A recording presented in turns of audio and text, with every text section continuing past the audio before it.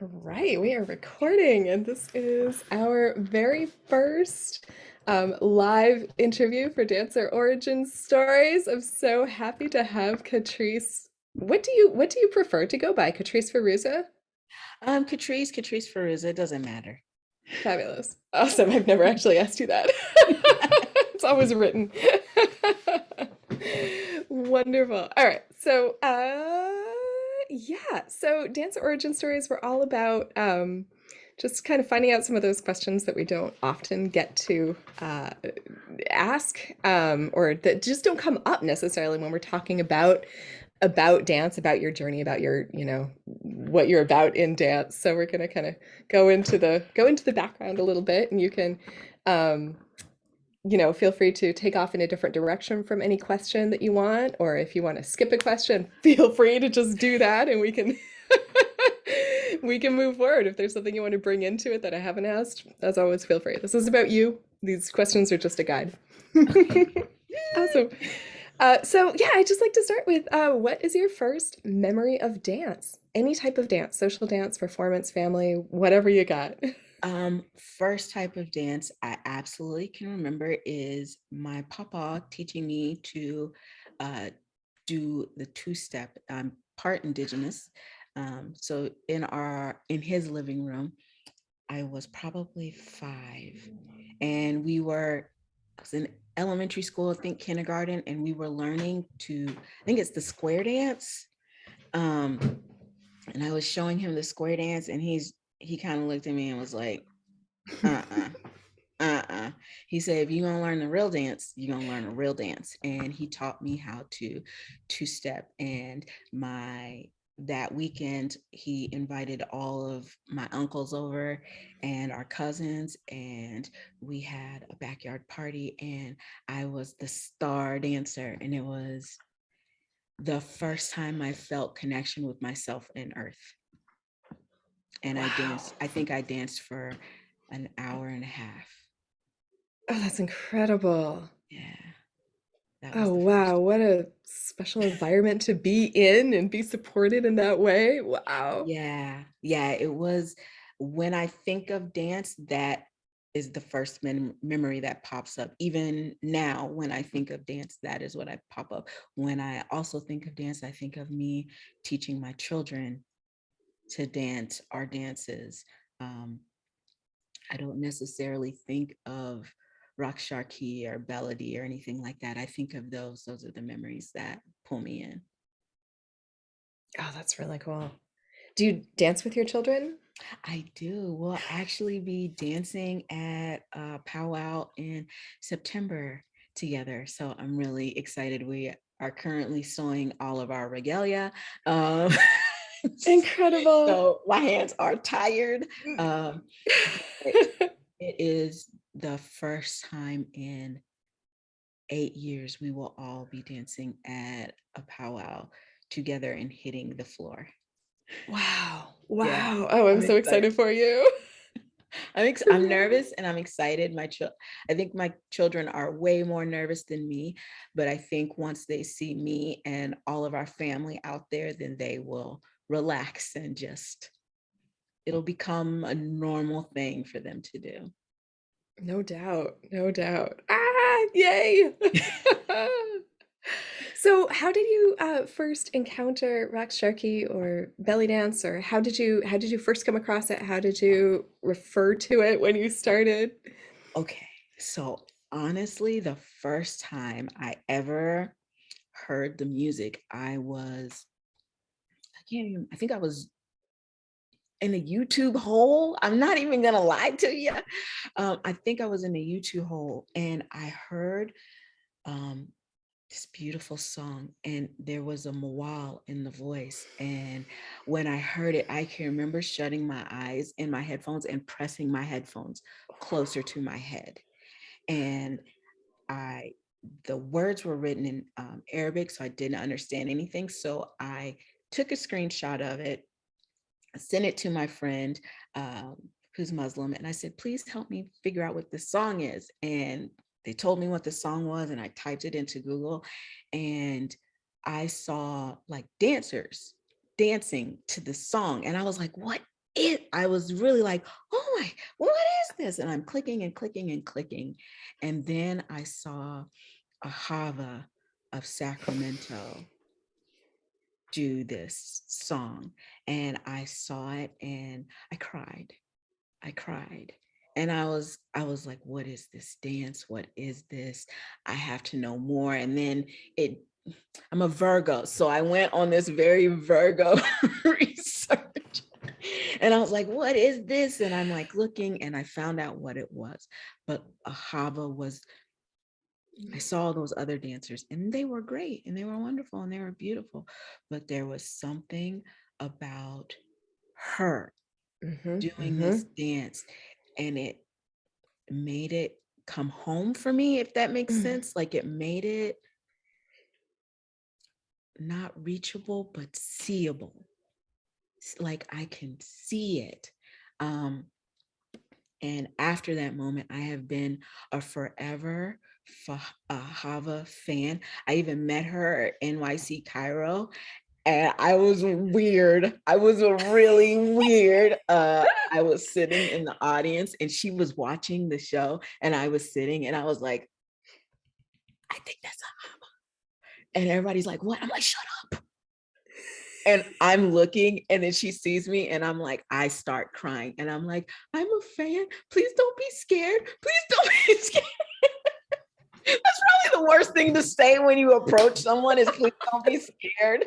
But I went over, and that picture is on my wall in my dance room. We took one selfie together, and she took it with me, and I was smiling from ear to ear. And it is still, and that was 8 years ago, is still in my dance room. Still in my dance room.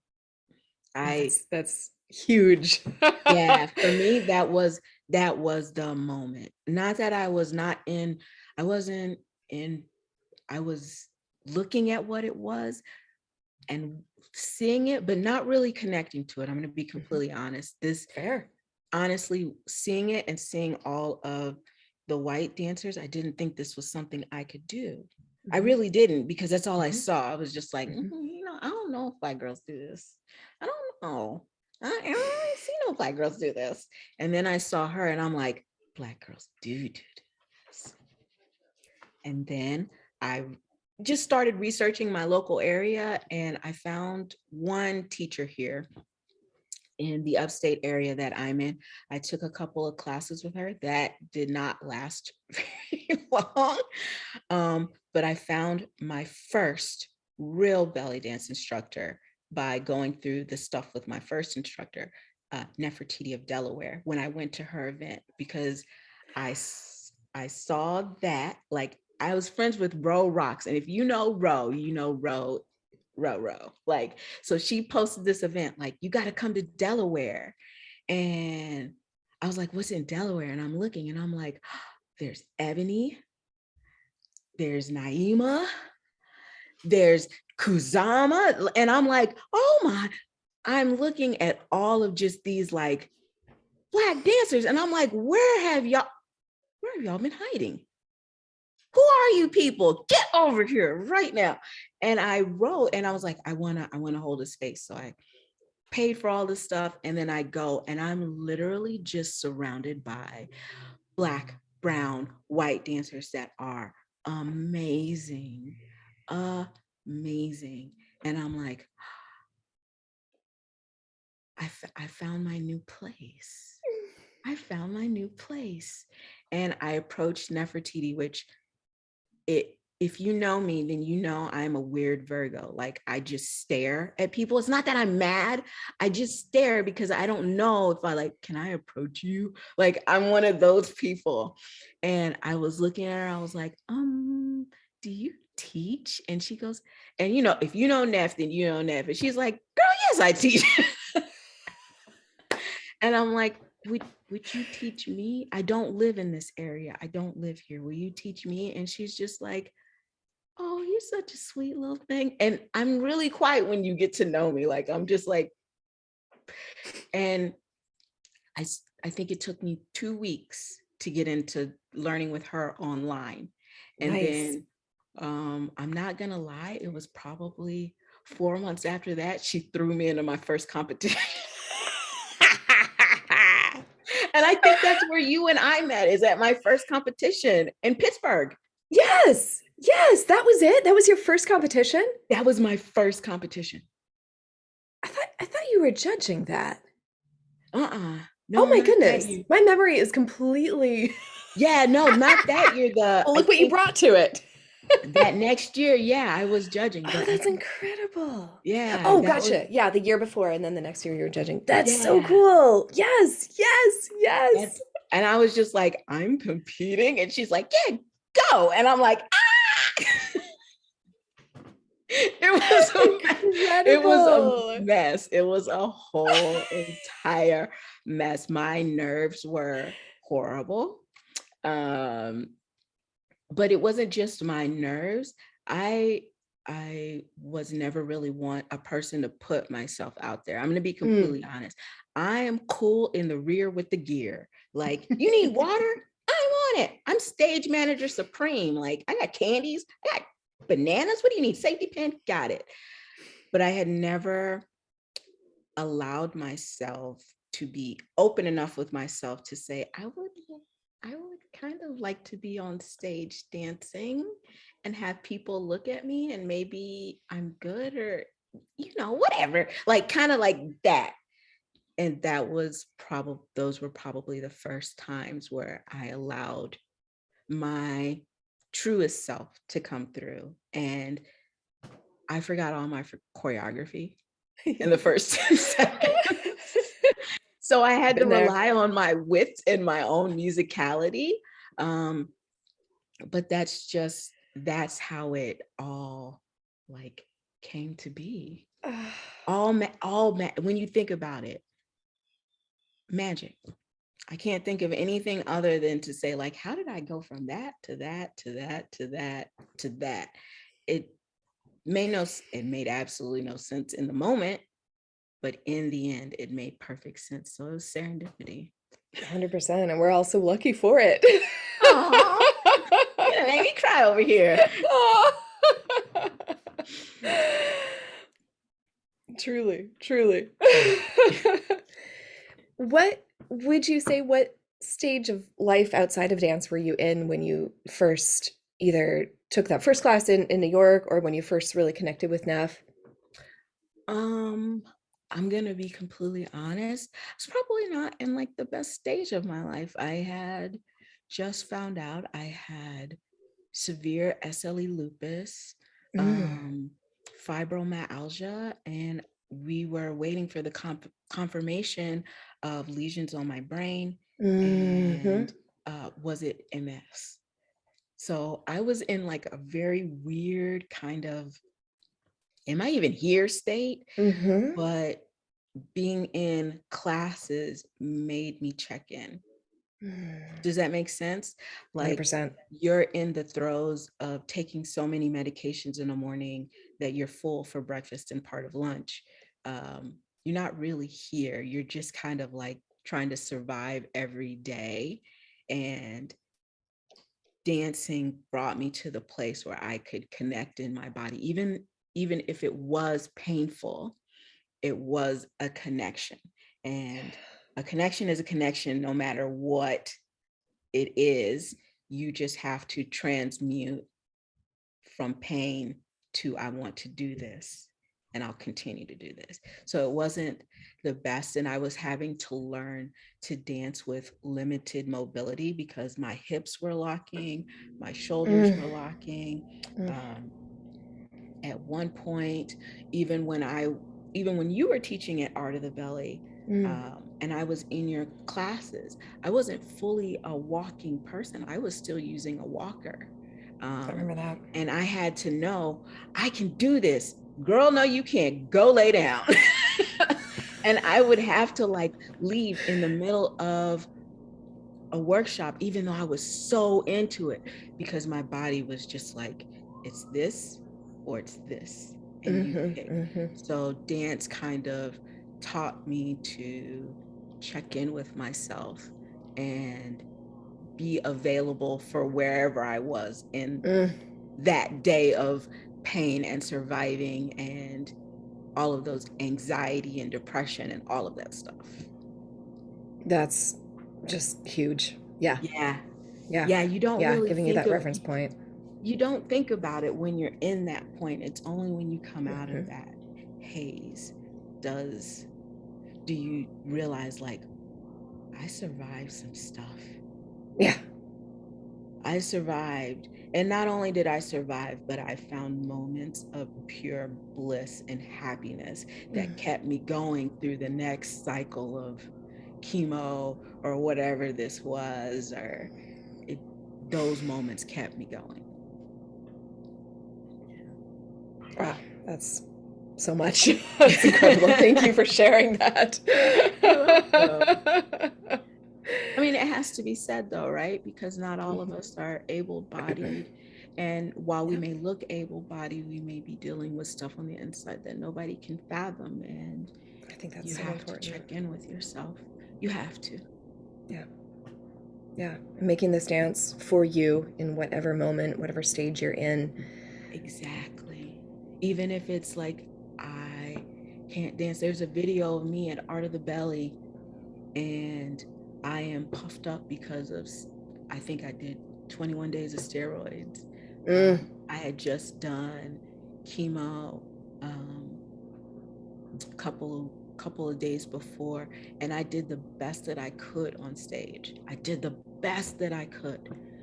But the moment that stuck out to me the most was when my friends joined me on stage and loved and hugged on me.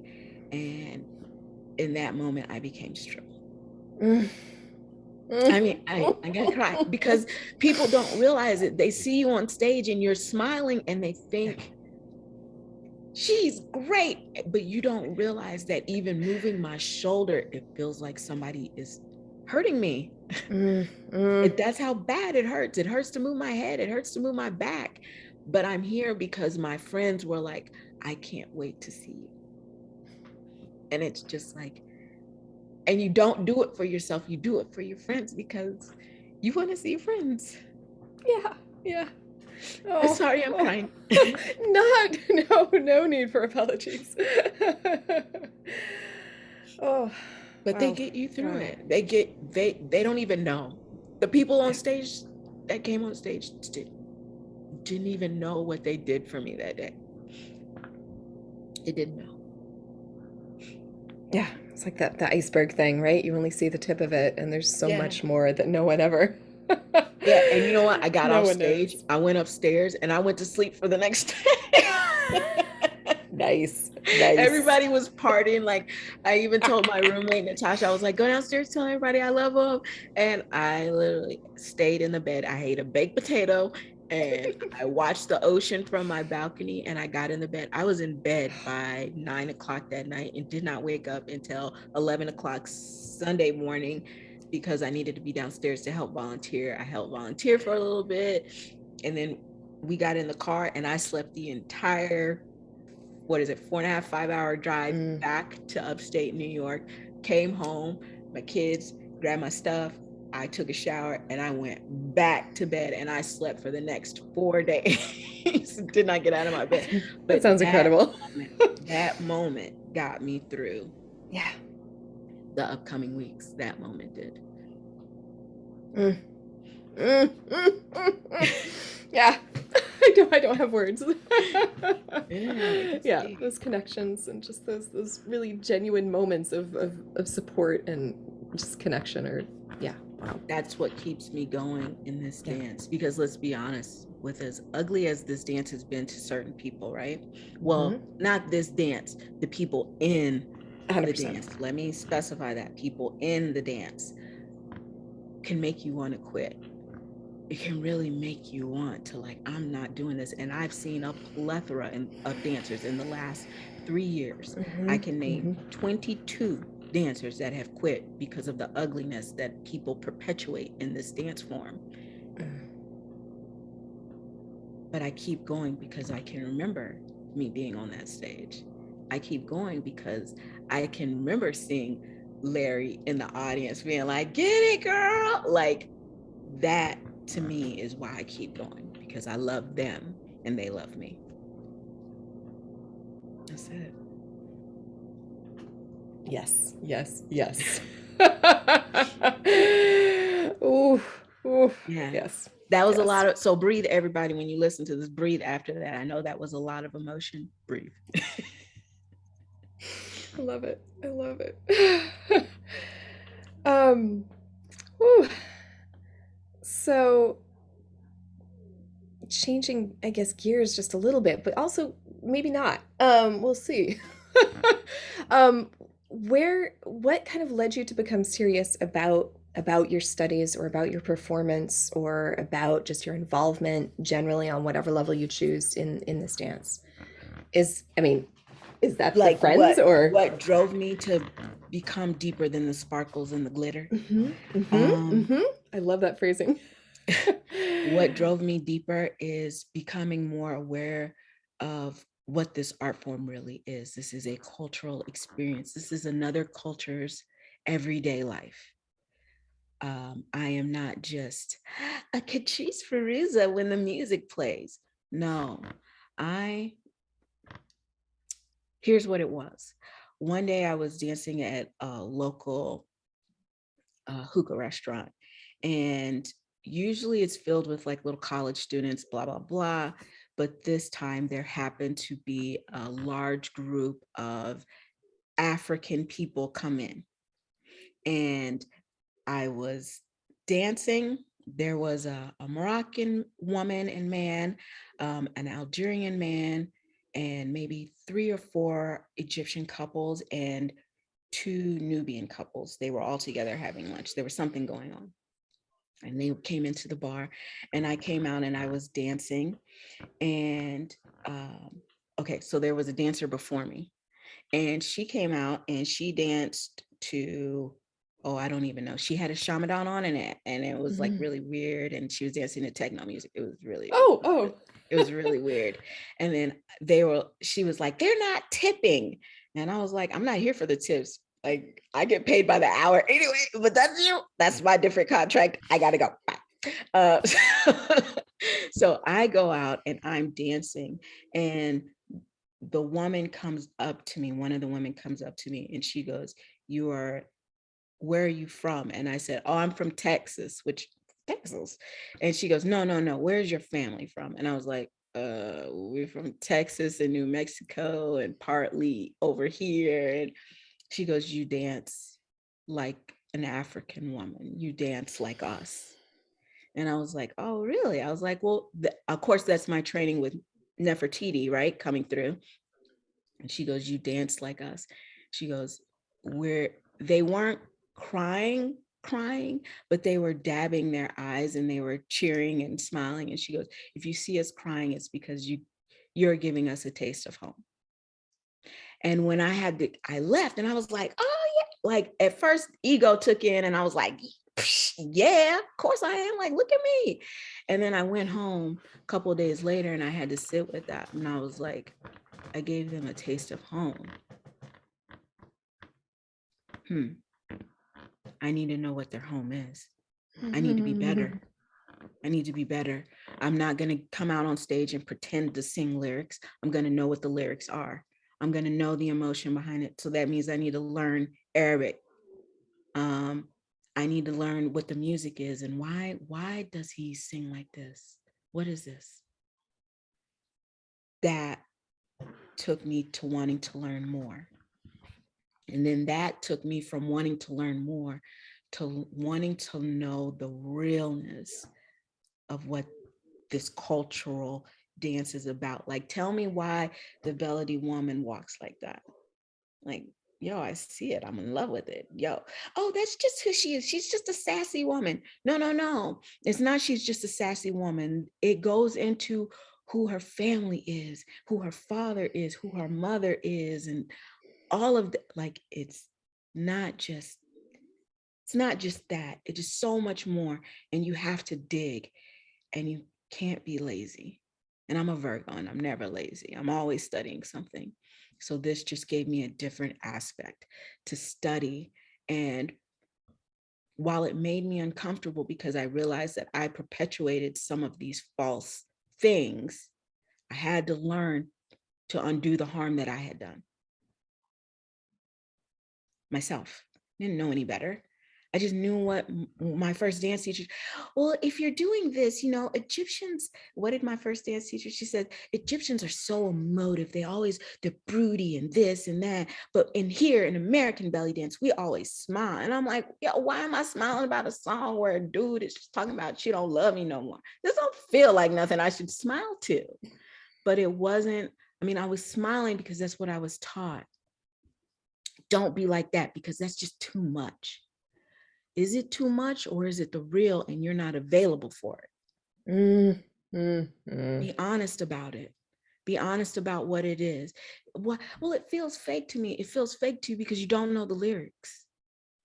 It feels fake to you because you don't understand the culture. It feels fake to you because you're not even trying to understand the undertone of what this is really about.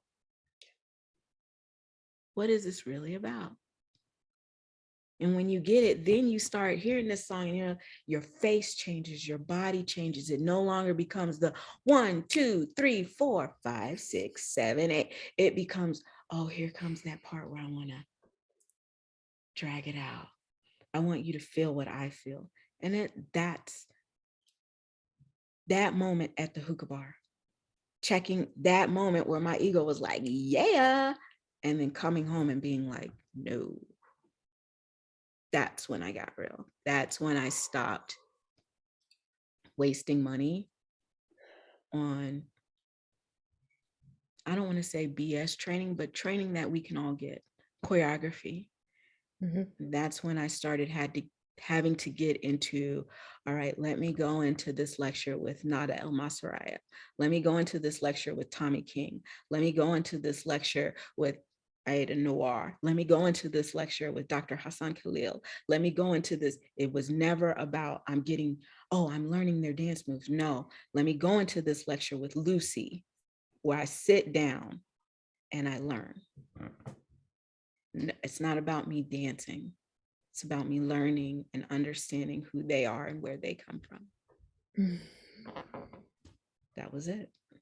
That was it. And I know that was like a lot, but it doesn't have to be that way for everyone. It can just be like, I really want to know what these lyrics are. Why is it that the when you do a belly, some people rap, and they're wrapped and their arm is out and they walk and they booty move like that? Like, what is that? Okay, that's a start. Like, let's learn. That's a start. It has to be more than rhinestones, glitter, and red lipstick. It has to be more. Yes. And finding that way in for each person can be different. And just having that moment that you had with those folks, like really, having them say that, a taste of home, and then you making that connection, you going deeper and because how many times have you been at an event, like say, like hip hop or jazz or ballet or something like that? Say you've seen a dancer that is not just perfection. There are flaws there, but in the flaws and in the dance, you see the realness of what this is. Yes. And you connect more to that than you do to the perfect of the perfect, because that's honestly, that's really unattainable. Let's be completely honest. It's cool to pretend as a Virgo, it's cool to pretend to be perfect, but that's unattainable.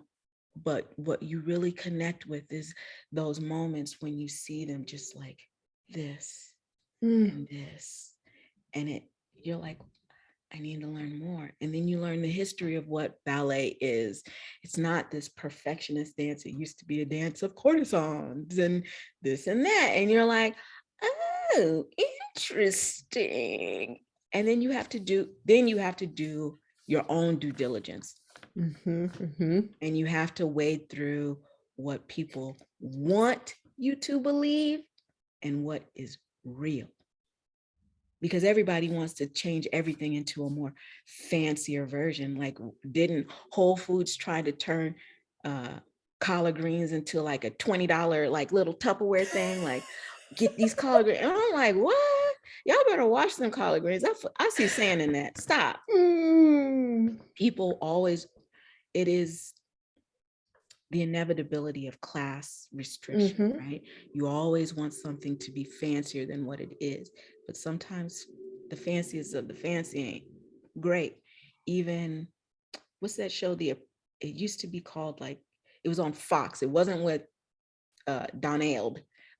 It was another show, like Work for My $1 Million Boss, and they made all Oh. these fancy appetizers, and all these people are like, "This is delicious! Oh my god, we're eating pate and foie gras," and it was bologna. It was chopped up bologna. I love it. Do you know what I'm saying? Like, be real about it. Sorry. That's okay. Be real about it. It's not always going to be fancy. Sometimes it's going to be the dirt, the bottom. That's what gets you. Yes. That's it. Lobster here in Maine, lobster is like a delicacy these days. It used to be what was fed to people in prison. Right? And they Yeah. revolted. They're like, we don't want any more lobsters. And now lobsters are $45 a tail. Mm-hmm. Bacon. Mm-hmm. Just the tail. Bacon. Yeah, bacon was poor man's food. Mm-hmm. Bacon was poor man's food. It's definitely the epitome of, I catered so many parties in college with fancy little bacon entrees. Right? But that's what it is. It's sometimes you have to get to it's not the outside, it's not the crust, it's not that icing. You have to get to that molecule on the inside. You have to get to that. I mean, don't get me wrong. If you want to say surface, stay surface. Stay surface, because that's where you're going to do your best, right? Sure.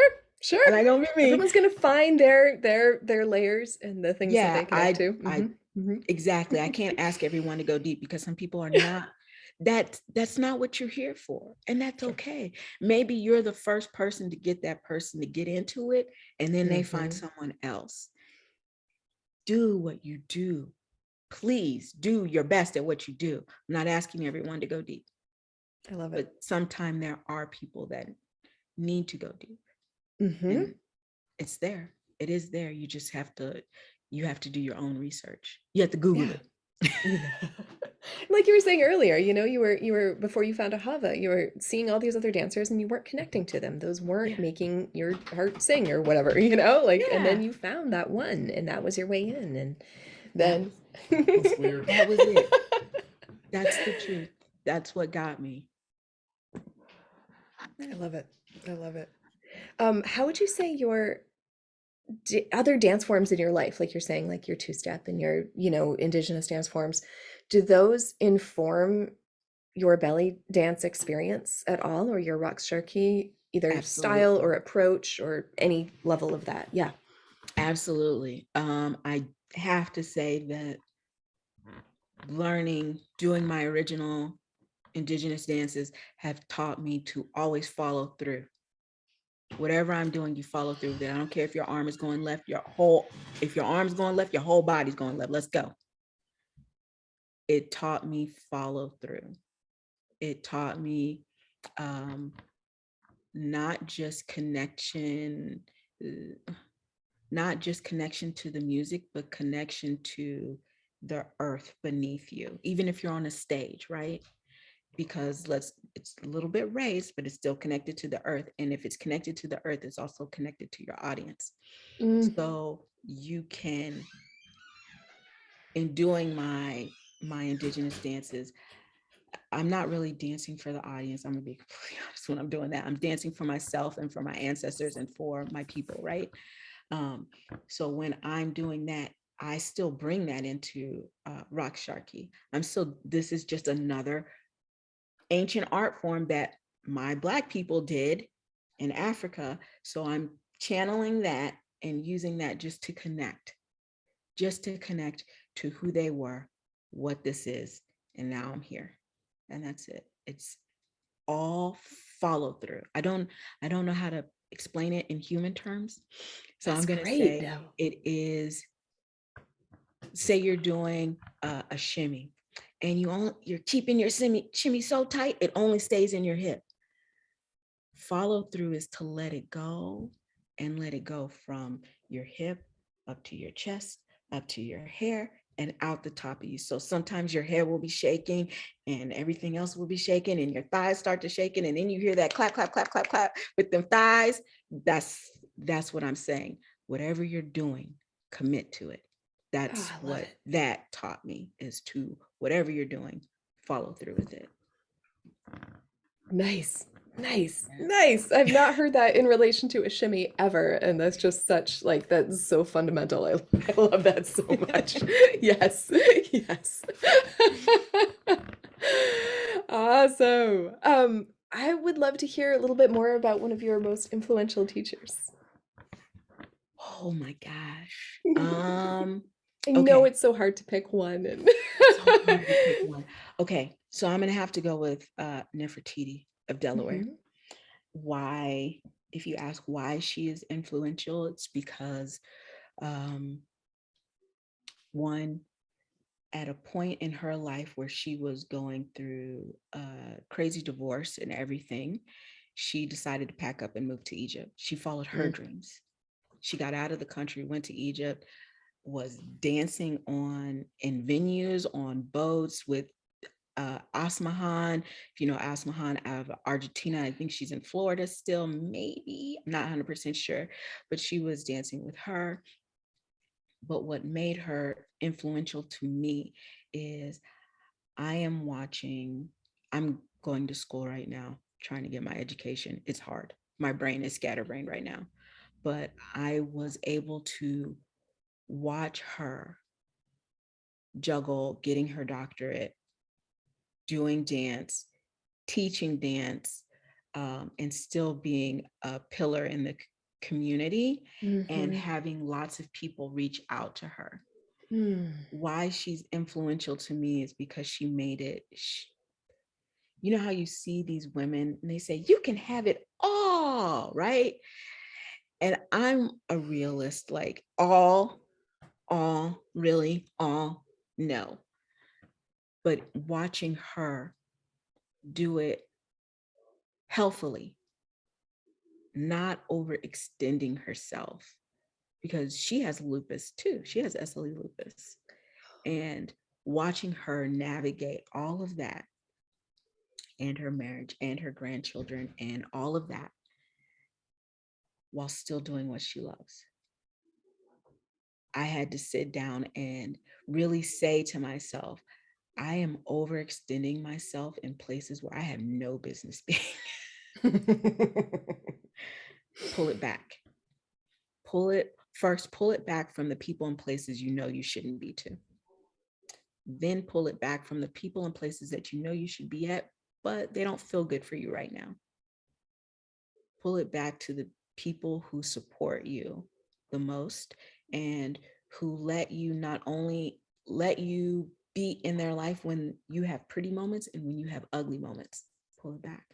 And when I started pulling back, I started seeing, oh, well, now I have the energy to go to school. Now I have the energy to teach dance. Now I have the energy to mentor. Now I have the energy to create dope content. Now I have the energy to take care of myself. Now I have the energy to dive into those deep places in my mental space where I have not been available for myself, take care of myself. Watching her showed me how I can do it. And if it had not been for her stepping up in the way she has stepped up in my life, I don't know if I would be as healthy as I am today. I have to be completely honest about that, because she would see me and she would be like, hey, you're doing too much, pull it back. Mm. And instinctively, because of who I am, I'd be like, no, no, no, I'm gonna help them. And she's just gonna be, and she would be like, she would call me. She would be in business meetings with some really big people, and she'd be like, get by your phone in 5 minutes. And I'd be like, yes, ma'am. And she would call me and she goes, babe, you're doing too much. You're still healing. Stop. And I'd be like, and she would be like, name the things that you're doing. And I would name them. And she goes, do less of them. And then I would have to pick two to scratch off. And then I would have to contact people and put up healthy boundaries and be like, I can't do this right now. But if you can give me a couple weeks, I can do this. And by me learning to put in place healthy boundaries, her helping me put into place helping boundaries. I'm here. I'm healed from lupus. I'm healed from fibromyalgia. Like, I don't have lesions on my brain anymore, and I did not have to have brain surgery to have this be a possible thing. I'm still going to school. I'm still raising my children. I'm still living my best life with the people that I love.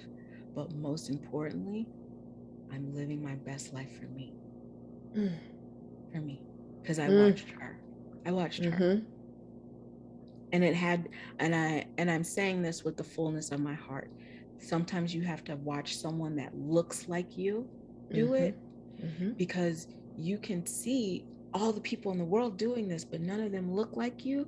So there are going to be some obstacles for me that wouldn't be there for the next person.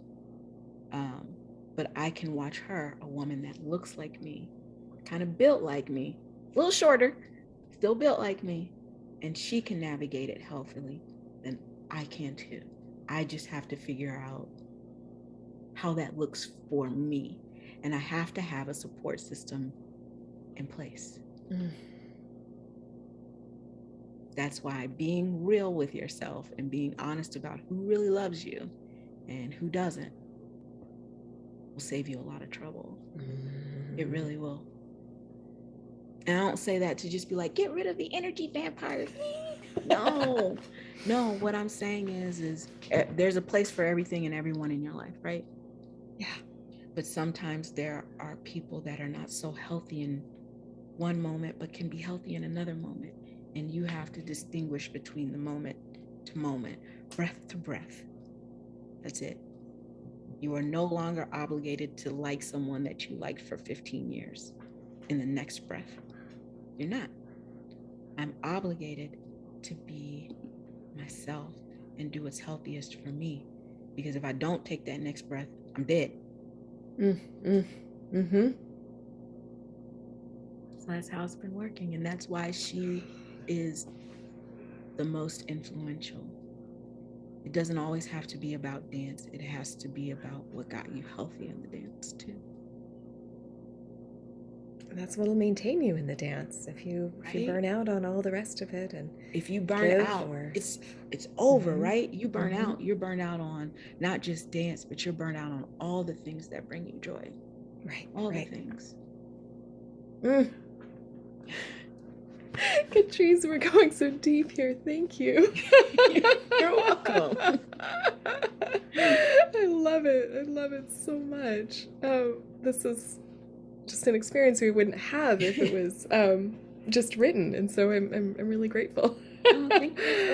Thank you for asking the questions. A lot of people are afraid and they don't want to be intrusive, but I see it like this: if we don't ask the questions, you'll never really know. You'll only get to the surface, which is quite cute, I must say. But indeed. But if we only get to the surface, then you're not really knowing anyone. Yeah. You're not. Yeah, these are true. I would love to cover a couple more questions. Yes. If that's okay with you, if you have time. Okay, yeah. Fantastic. This is my first in-person interview, so I'm trying to make them flow the best way that I can. We're really, once again, changing gears here. So, yeah, I'd love to hear about learning a movement that came easily to you. One of the movements that came easiest to me was it's not traveling. I know people would probably think, but you know how to do stuff. No, not travel. No. This is why we want to know. The movement that probably came the easiest to me was an undulation. And I think an undulation came easiest. And when I say easiest, it's not easy peasy lemon squeezy. It's easy peasy lemon difficult. Fair. it came easy to me because at that point, I was checking in with my heart a lot. I was doing a lot of heart-led yoga, comedic yoga. Like, I was healing my inner child at that point. And by leading with my heart, I had to like follow through with, you have your sacral, you have your root, and it is fear, and I am not protected, and all of those things. And while I say it was easy, it was only easy because I was working through those things, which is still why it's my favorite movement to kind of do here and there. Because even in dance, even when I'm dancing on stage, I am checking in with myself, like, are you following through with the movement? Or are you just like doing it? And then I have to be like, oh, I'm doing it. I'm following through. And that's why when you see me in video and in person and you see me do that dance and I kind of like look up, that's me checking. And I say it's easy because it's become easier over time for me to check in instantaneously and be like, I'm kind of feeling sad today and I want a cupcake. And I can do that. The other movement that is easiest is the figure 8 against the wall. That one was really hard for me because I was dealing with a lot of hip issues and insecurity at that time. Like I was unstable in my hips and in my knees and stuff. And now when I do those moves, it looks easy on me because my body can do things that it couldn't do 8 years ago. So now I do it and I'm like, hey, you see me doing it.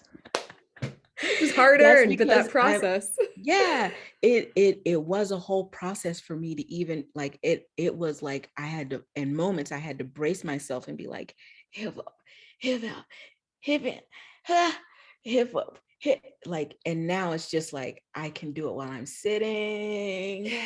And those are easy only because I went through the process of healing. And when I'm saying healing and I'm healing in belly dance, do not think I'm saying, oh, I'm a goddess standing, let me move the energy through my yoni. That is not what I'm talking about.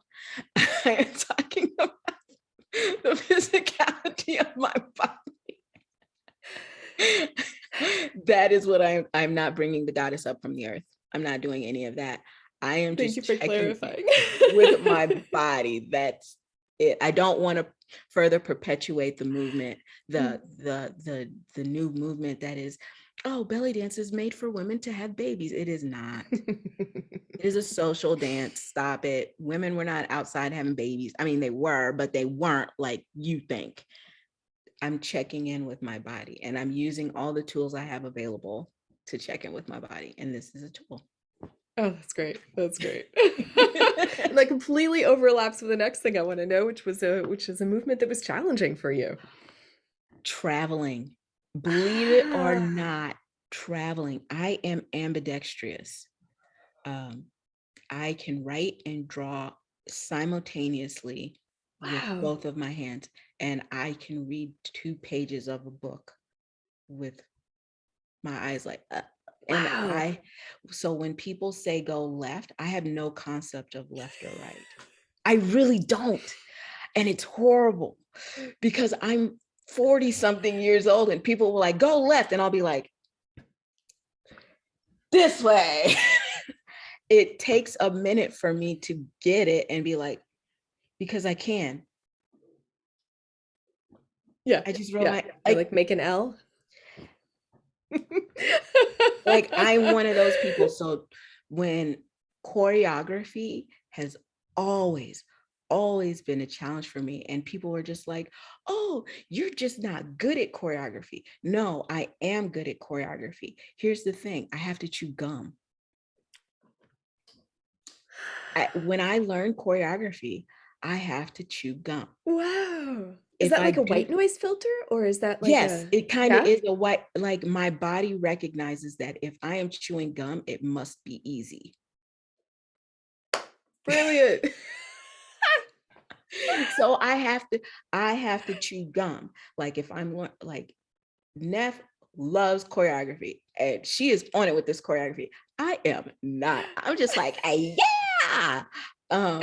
So when she's like, we're learning choreography, I know to have my Bazooka Joe right near me because I need to chew gum because I have no concept or left and right. I just go. Whatever I'm following through with, that is what I follow through with.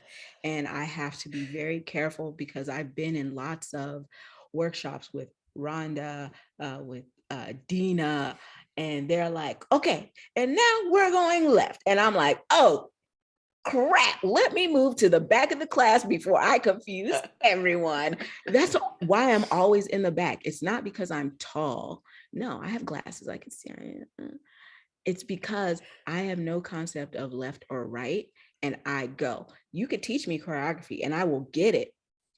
I will not do it like you because I will follow through with whatever body way is telling me, then that's, and I'll do the choreography, but it will be completely opposite to what you just taught. And you think you're a bad teacher. Really, it's just me and my brain. Oh, I love it, but you're making it your own. I mean, Yeah, to I me, that's kind the of have to point of a do that. So choreo. I like stay in the back of the class because I don't want to confuse anybody because people are like, they see that I have the choreography, like I have it. And I'm like, oh, and I'm doing it. But when you say, and left, I'm like, and right. So I'm like, I don't want anybody else learning bad habits from me and then blaming me. So I'm in the back. That's why I stay back there because I don't do well with left and right at all. At all. If you see me in any workshop and we're learning choreography, give me a piece of gum. I love juicy fruit. Good to know. Good to know. That's really fascinating to me. I'm not good with right and left, and I don't know why. I don't have an explanation like that. It's just a thing that's just never stuck.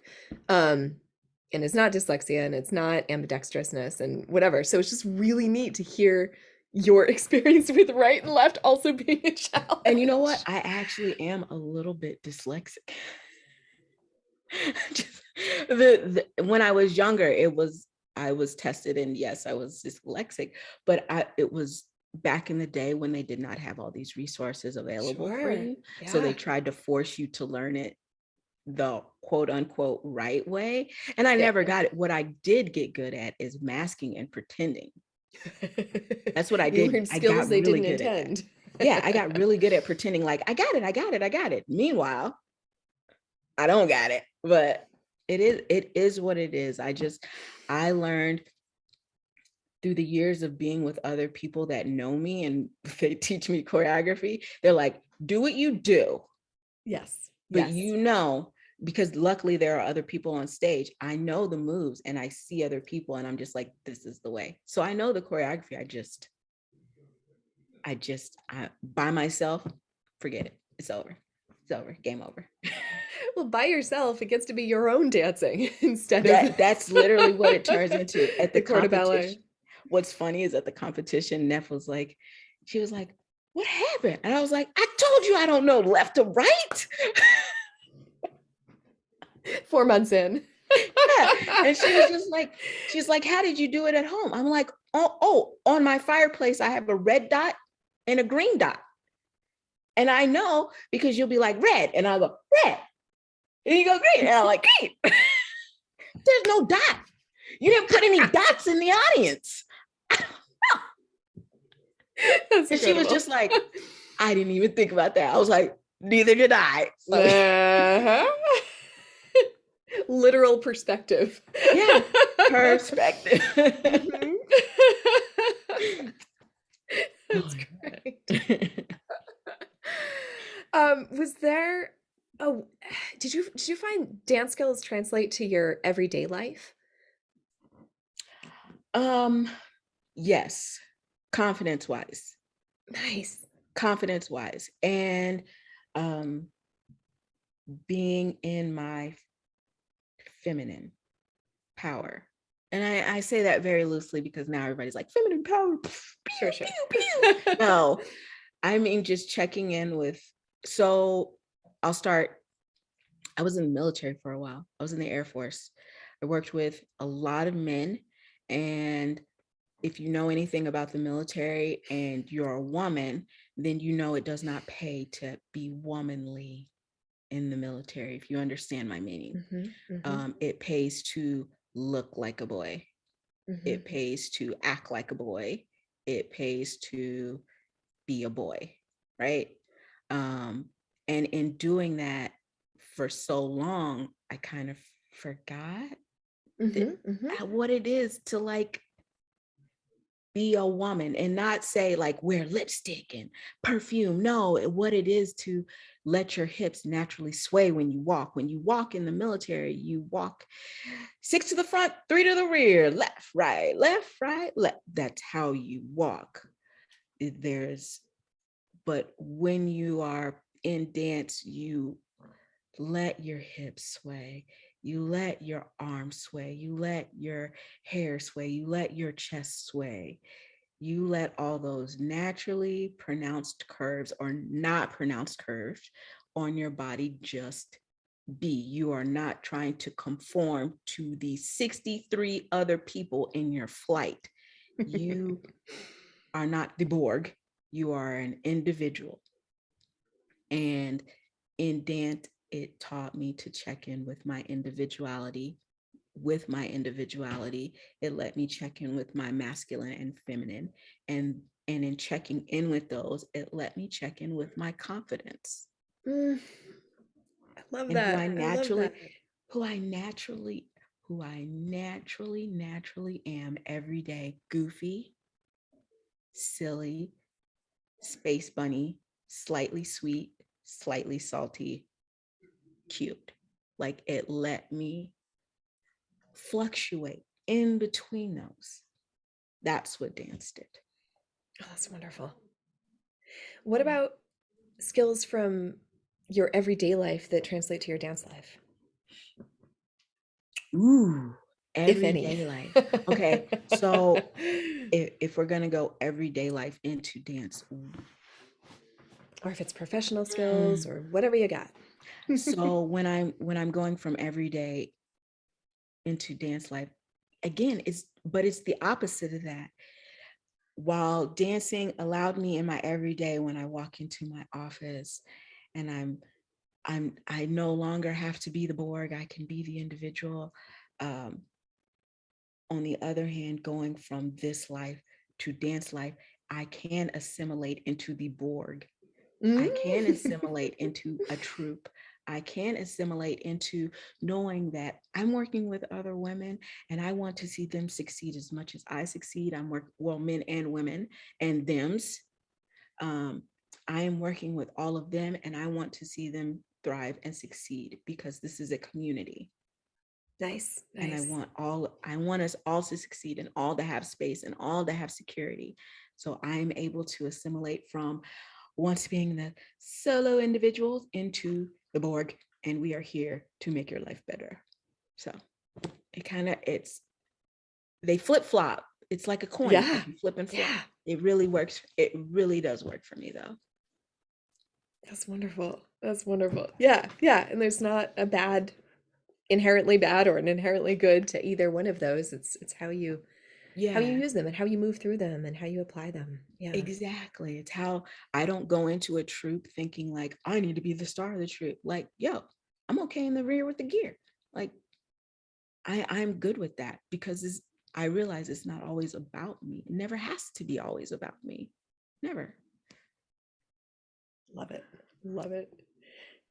But speaking of all about you, to wrap up, I would love to hear anything that you would like to promote. If you have classes or workshops or online or in person or costuming. So we are Tell me more. always costuming, always Yes. mischief maker, couture designs. We are always costuming, whether it's costumes or swimsuits, or we're now getting into, because I am a huge nerd and I am letting my nerd flag fly. We are now doing cosplays, Oh commissions. wow. Yeah, I'm personally getting ready for 7 Comic Cons coming up in the summer that I'm going to be going to and cosplaying at. And I will even be on 1 or 2 panels. We haven't gotten the dates and everything together. But I will be at BlurredCon in DC in July. I am super excited about that. I have 4 cosplays planned. Um, of course, I'm going to be showing up as Lilu from The Fifth Element because my favorite movie. Um, there will be a couple of other cosplays coming out that are going to be new to the scene that actually inquired me learning how to make special effects, makeup Oh, and wow. props. Yeah. Ooh. Yeah, it's kind of bananas. I I am not. cannot wait to see. Look, this is the thing. While belly dance was the original reason why I learned to sew, right? Because costumers weren't making costumes to fit my size. And Mm-hmm, if they mm-hmm. were, they were charging me $400 more Oh my goodness. um, Mm-hmm. to make for me. And it was making me sad because the costumes Mm-hmm. that they were sending me made me look so ugly, like I didn't Oh, even want jeez. to dance. I'm gonna be completely honest. I Fair. tried on a costume and it made me sad. I cried. I cried in the mirror and I was like, "You're Not okay. coming." Yeah. And then I was just like, if and I looked at the shape of it. Again, this is my Virgo looking at it. I was like, well, this is this shape and this is this shape. Like, why can't I do this? I didn't know how to sew. So I sat down and watched YouTube videos. And now from YouTube videos, we are doing, I mean, we made for the Rochester City Ballet. Oh, wow. Yeah, we make their costumes. We do a lot of behind the scenes works for a lot of shows that run through upstate New York and down into New York City. You'll see one of us, Natasha or I, in the background with a needle and some scissors and safety pins. You will see us. But in learning to do that and watching people love my stuff, I kind of, when I was sick and I was getting better, I was like, I really want to go to a Comic Con. My first partner wasn't really into nerd stuff. I'm a huge nerd. And my now partner was just like, well, okay, well, let's go. And I was like, really? And he was like, yeah. And I was like, oh, and then I nerded out. And I mean, my first cosplay we went as is I went as a Hora and he went as Spock, and it was great. Because Whoa. I even did the hair and like it was so much fun. And then we went to a Oh, Renaissance amazing. fair and we pretended like we were Star Trek people, just monitoring people. It was so Brilliant. much fun, right? And it went from just little bitty things into now I'm becoming more recognized. Like, hey, aren't you Tracy Peasies? And I'm like, yeah. So I'm gonna be doing Yes. that. I'm hoping pretty soon. I do teach online, but it's mostly privates. But I'm thinking to putting together just a couple of little classes just to bring together the community and support each other. But I want to donate the funds to a couple of things. I won't lie. I got a couple of charities I want to give to. Great. Um, and I think I'm going to be teaching at another festival soon. We're still in the works, but that's Exciting. for right We'll now. make sure to link to all of this. And I Mischief Maker is just such an amazing name for all of this range of things that you're doing. I love it so and much. that's how it started. Like everybody was like, oh, you have to be like, they want you to have like these Louis Vuitton, Sure. Versace. And I was really being a nerd. And I'm like, really, I just want to create a bunch of mischief. Like, I don't want to be put into a box. I don't. Having a label put on you stops so much stuff. And I Mm-hmm. don't ever want to be like, oh, we only make this, darling. Like, no. What do you want? Yes. You want this? You want a cape on it? You want a leather purse that has like this kind of design on it, which we just finished doing. We finished designing a whole set of leather purses for a boutique, which Wow. actually went on an art display. So it's really I was like, Oh, that is ooh. so cool. I was like, ooh la lair. I'm fancy. No kidding. But just being able to not put myself in a box, not label myself as one thing, but every time someone comes to us, I'm able to step out of my comfort zone and meet them where they are and exceed their expectations. So I refuse it. So we were just like, mischief maker. Yeah, we're mischief makers. I was like, yeah. And Perfect. that's how it Perfect. came to be. And what's perfect is it kind of matches who Natasha and I naturally are. We're just like little bitty fairies that come in and sprinkle a little magic and then we out of here. Truth. Yes, you are. And that's what we do. So I Are love it. I commissions love your it. primary? Oh, I'm sorry. Go ahead. Oh, I was wondering, are commissions your primary Yeah. thing? I know a lot of people want like lines, but here's the thing. With lines, we have to average out the body type, and I don't like Mm-hmm. doing that. Mm-hmm. I want to make for your body type. I want to look at you and make this costume specifically for your body, and you put it on, and when you put it on, you don't have to move a hook. It matches you perfectly. Like all of it. If you go by all these places and they have all these lines, right? But I go in, there's nothing in my skin tone. Yeah. There's nothing in my skin tone. Where Mischief Maker ourselves, we spent last summer over COVID dyeing 88 different skin tone matches from the fairest of fair to the darkest of darks. We hit every undertone. So we have 88 Wow. shades of mesh. Amazing. Excellent. 88. Excellent. So there isn't anything we couldn't do for you. But Yeah. I can't create a line like I can't create 88 costumes because someone I may like that, and then I just wasted all my money, and it's my money that I'm investing in this. And Mm-hmm. Mm-hmm. look, your girl ain't a baller yet. I I like creating for you, and when I create one costume, I'm never going to recreate it again. Mm. So when you get something from me, no one's going to be like, I like that costume, but in pink. No, we have to change it. I'm sorry. I'm Love sorry. it. You have to do something Love more than it. just a color change because that was authentic to that person. You are not that person. Your attitude does not match that person. And I've seen your dance videos. That costume is not going to do your dance justice. You have to dress for you in your dance, or you in your wedding, or you in your prom, or you and whatever. But I'm not here to cookie cut anybody because none of us are cookie cutter. 100%. And so even when doing troop costumes, you're going to have unique Troop. elements and obviously sizing and Yeah, we're actually doing 10-person troupe right now. nice. And while the costume base is the same, where the decorations are placed are different, where because they wanted all the magnificent pleating and stuff, we went down and sized every dancer individually. So the Cool. pleats hit their bust and their curves where they hit them. It's not one size fits all. No, that's a complete lie. It is every person is different, and I'm going to pull the beauty out of you. So when you put on that costume, and let me tell you, when these women were trying on the costume, at first they were like, we don't know what we're expecting. I'm like, shh, shh, shh, shh, shh, put it on. And they put it on and they were like, I didn't have to move a hook. The color is perfect.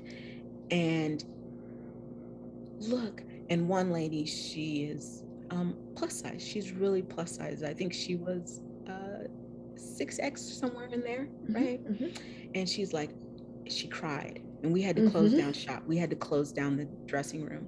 And she goes, I have never had a costume make me feel beautiful. When she said that, I looked at Natasha and I said, that's why we do this. She, not because she's crying, but because she put on her costume and she twirled in it like a princess. Ah, yes, yes, And yes.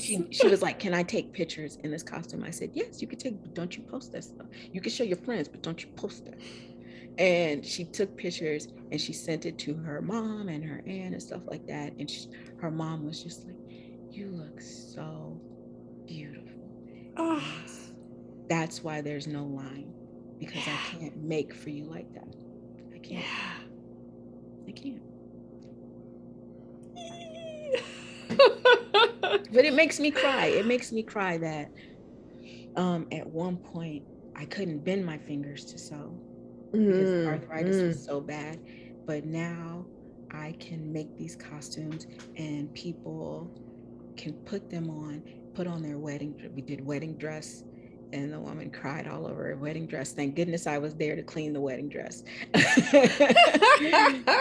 But she cried, and she was just like, this is better than I even dreamed it would be. And I'm like, your dreams didn't match your reality with me. There you go. There you And I go. can't do Yeah. nothing but be happy, because in healing and being honest with myself and pulling myself back from places that I did not belong, where my energy absolutely did not belong, I'm able to create magic for people. I'm able to be a part of their day, and I'm able to give them something that they never thought they would ever have. And it makes me happy. That's why I'm not going to stop. And that's why I'm not going to stop dancing. Oh, I'm so glad. Not stop creating, no stop dancing, no stop being me. Never. No matter what the adversity, no matter who comes before me, I will not shake. I will not cower. I will not bend a knee. I will continue to do what I do, because I love me, and what I do is authentic, and there are people that love me enough to see me through that. 100%. 100%. And we are so fortunate that you are that way.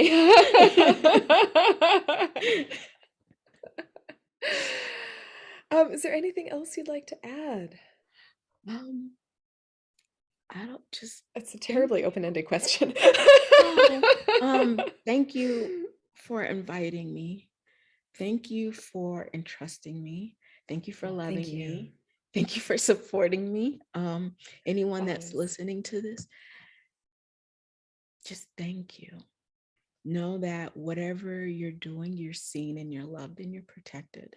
And whether we know each other in real life or on Facebook or just in passing, that there isn't a moment that I'm not grateful for the people in my life that show me the simplest of kindnesses, which is like, I wake up in the morning and people blow me kisses in Instagram, like, I miss you and I love you. And there were days where I could not think, like, am I going to make it through this day? And I wake up every day beyond grateful that people breathe life into me and breathe love into me. And I'm always going to return it. Always, always, always. Always. I just want to say thank you. I'm gonna cry. Well, on behalf of everybody, I'm going to say you are very welcome. Thank you so much for being a part of this and joining me for this conversation. You're welcome. I'm sorry, my voice is cracking. You're welcome. Golly, no, nothing to apologize for. Thank you so much, Catrice. You're welcome.